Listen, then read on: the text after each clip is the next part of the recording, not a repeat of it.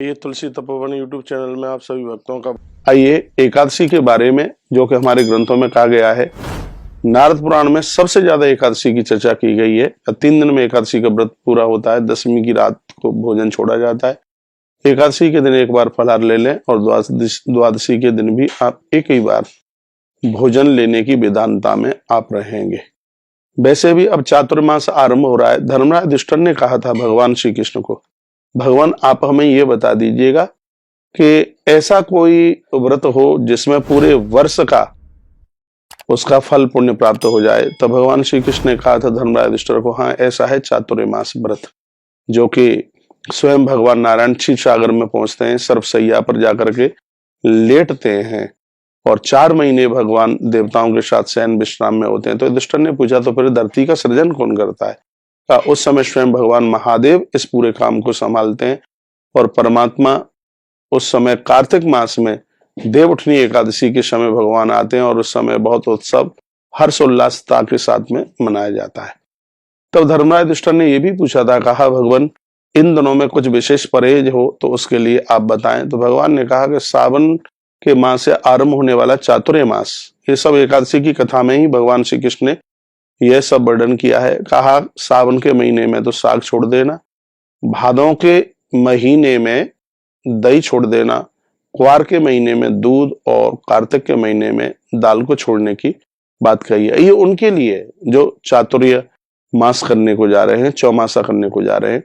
और 4 महीने में की गई जो आराधना और साधना है वह पूरे वर्ष को बहुत आनंदित मग्न कर देती है। हमारी भारतीय सनातन संस्कृति में 8 महीने कमाने के लिए और 4 महीना भजन करने के लिए, साधना करने के लिए, तपस्या करने के लिए। तो वो चातुर्य मास इसी देवशयनी एकादशी से आरंभ होता है।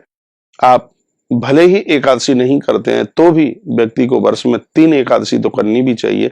जैसा कल मैं कथा में भी वर्णन कर रहा था, एक हरि प्रबोधनी एकादशी कीजिए जिसको देवउठनी एकादशी कहते हैं, दूसरी निर्जला एकादशी कीजिए और तीसरी आषाढ़ मास के शुक्ल पक्ष में पड़ने वाली देवशयनी एकादशी, इस व्रत को कीजिएगा।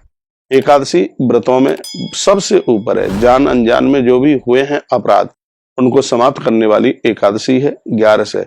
11 में 5 ज्ञानेंद्रिय, 5 कर्मेंद्रिय 10 और 11वें मन को एकाग्रचित करते हुए अपने आप को भगवान में ही लगाना होता है। ईश्वर का चिंतन होता है, इसमें ईश्वर का स्मरण होता है।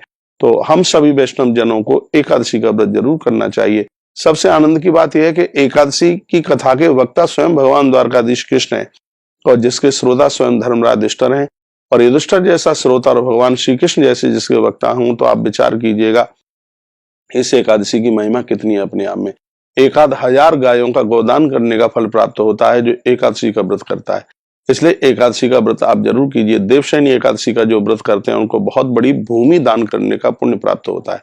एकादशी का व्रत करने वाले लोगों के लिए और कई दानों की महिमा उनके बारे में बताया गया कि जो उनको उसकी फलश्रुति की प्राप्ति होती है। इसलिए हम और आप सब हरि भक्तों को, वैष्णव जनों को एकादशी का व्रत करना ही चाहिए। आइए एकादशी के व्रत में भगवान शालिग्राम को आप पंचामृत से आप स्नान कराइए और आपसे बन जाए तो 108 तुलसी पत्र से ओम नमो भगवते वासुदेवाय या ओम नमो नारायणाय इस मंत्र से आप तुलसी अर्चन जरूर कीजिएगा। भगवान को स्नान कराइए, भगवान को कुमकुम लगाइए, भगवान को फूल चढ़ाइए। इस तरीके से आप भगवान का बंधन पूजन करें, भगवान का अभिषेक जरूर करें।